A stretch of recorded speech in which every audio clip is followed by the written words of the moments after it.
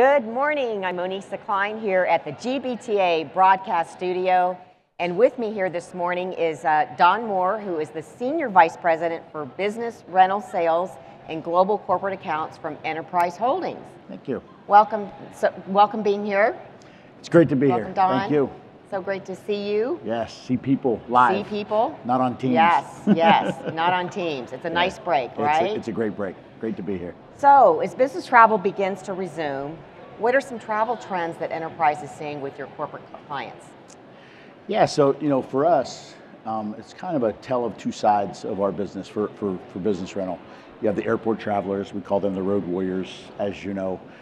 That business is still back at airports because of travel restrictions and so forth. However, our home city locations, we have about 10,000 locations around the world, and a lot of them are home city. Our home city locations are back to 2019 numbers. Really? A lot of that is smaller companies, construction, technology, folks that have to get out and about.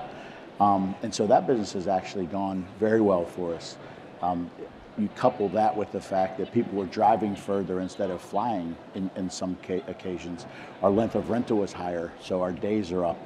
So that's how we were able to get back. And then when you take the pandemic as a whole, a lot of companies had to travel for pandemic reasons, either health or so forth and so on. So we were able to pick up a lot of business from companies that are involved in solving the pandemic and the health crisis that we have. So the home city's been great. We're back to 2019 numbers, but airports are still back about 15-20%. We think that come January, when more things start to open up, we hear a lot of that on the floor today. Right. A lot of that business is starting to open. We can see us getting back to the airport business as well, so that'd be great. That's all good news. Great music news. To our ears, Great right? News. Yes. Right?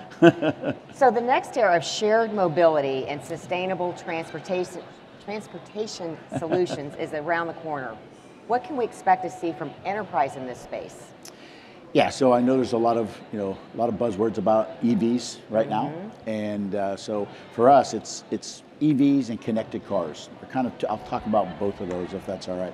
So from the EV front, we currently have several thousand EVs in our fleet today, but we've taken a very conservative approach for a couple of reasons. One, we are in consultancy with federal governments and state governments to talk to them about where they're going with the state of EVs and power stations and anything to do with the infrastructure around that. Because you can buy as many as you want as far as EVs go, but if you can't charge them at certain times, and our business is about turning over vehicles from rental, and charging stations are an issue. Having enough power at those different locations is an issue for the state and local governments. So we're working very closely with them, both here in North America and in Europe. Europe is probably a little further along from a government standpoint. So that is trending the right way. But when we bought EVs, we have about 300 employees at our corporate headquarters in St. Louis, officers, that are all driving EVs right now. If you go into our parking lot in the morning, you got to be there early so you can plug in and charge. But all of our officers are driving EVs right now because there's a lot of anxiety to driving electric vehicles. And when I received one about 3 months ago, I only travel a few miles to get to work every day, but I found myself pretty much charging every night because I was afraid for some reason or another based on the anxiety side of that. So, those are the things that we have to understand what the customer's going to feel. A customer is just going to and from one place to another, that's fine. But a proper business trip where they have to travel for a period of time, and you have to find stations, you have to prepare, you have to do all those different things, and then you hope they're open, you hope they're not occupied, you hope they're working. Right. So from an EV standpoint, we feel very comfortable where we are with our space. We have a lot of different folks that are helping us understand the EV market. We buy more cars than any other rental car company in the world. We're the largest car rental company by in any measurable side in the world. So we have a responsibility, but we also have the ability to do what's right for the customer. And we will make sure we have a plan in place before we launch a proper EV strategy. Yeah. Then from a connected car side, we're working very closely with Microsoft on the data of a connected car. We have 350,000 connected cars in our fleet of 1.3 million today. We're looking at the data. We believe that data will be our friend for a long time. It will help us understand the car, the driver habits, the drivers, and so forth. So we'll be able to understand when a customer's coming back, if the car needs to go directly into the shop. We'll understand if what needs that car has. We'll understand the fuel levels. We'll understand the mileage levels. And so that way it'll become more frictionless for the customer. And for us, during the pandemic, we really took a step back and said, what are the customer's needs going to be after the pandemic or whenever, right? In the future. And really from that standpoint, that was the piece that we really focused on, was the customer. Anything to do with friction. We want to take as much friction out of the process. Our Emerald Club, that is our national brand at airports, has an aisle that you can go to and bypass the counter and not have any conversations with employees if you don't want to. We're bringing that same type of technology and same type of thought process to our enterprise locations that are in the home city. If you don't want to talk to anyone, you don't have to.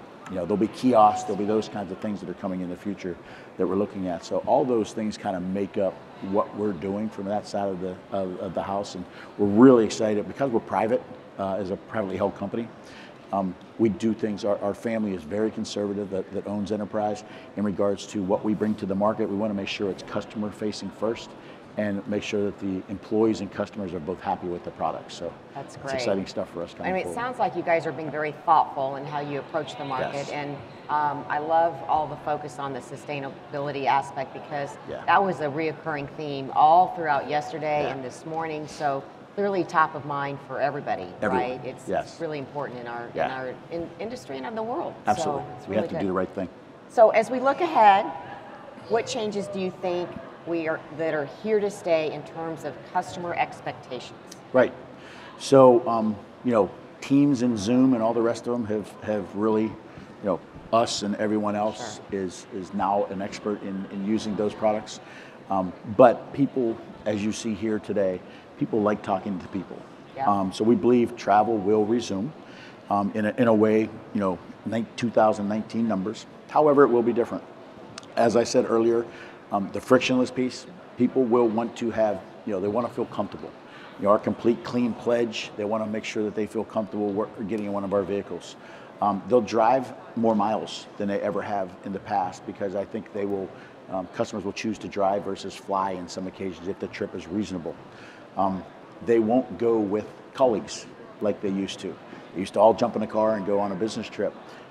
During the pandemic, we have seen a lot of the 4-person passenger trip is now a 1-passenger trip, and you got 4 different cars. So there's different things like that we have to get used to and we have to work on. The average length of rental, as I said earlier, is getting larger, so we have to make sure that we are prepared, both from technology and from customer service overall. We got to make sure we have enough cars, all those things that are going on. I mean, there's clearly a car shortage issue in the marketplace, not just for car rental, but for everyone in the world. The chip issue is not gone yet, but it is getting better. Good. We see us, 2019 numbers in 2021 into 2022. We'll buy another 300,000 vehicles or so towards the end of our fiscal year. So we're really excited about where we're going as far as that piece goes. But their habits will definitely become more focused on clean car, obviously, but anything frictionless is where technology will drive it. That's great. Well, Don, it sounds like you've got a great handle on the business. Congratulations on your 30 years with Enterprise. Yes, that is thank you very wonderful. Much. Yes. And best of luck here at the convention. Well, I really appreciate it. Thank you very much, and thanks to GBTA for having such a great show. I know it was a challenge. I work on the advisory board, so I know it was a challenge getting to where we are today, but we're really happy to be here and support the convention. So thank you. Don, great to have you with us. Thank you so much. We're live here at GBTA Broadcast Studio. Stay tuned for more.